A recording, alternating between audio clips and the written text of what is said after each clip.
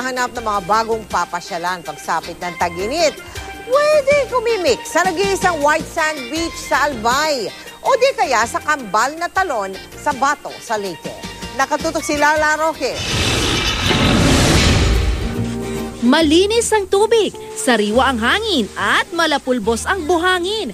Sino ba naman ang hindi marerelax sa nag-iisang white sand beach sa Albay, ang Pinamuntogan Beach?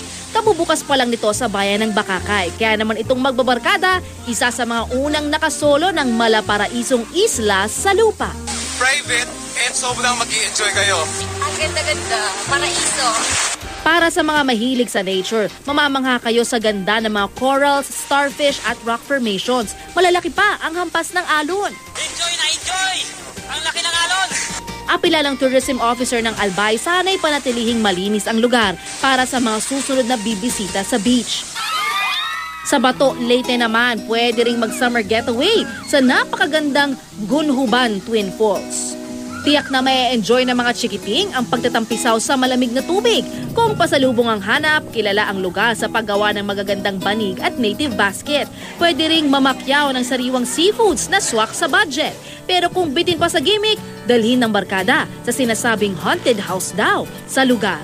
Lala Roque, nakatutok, 24 oras.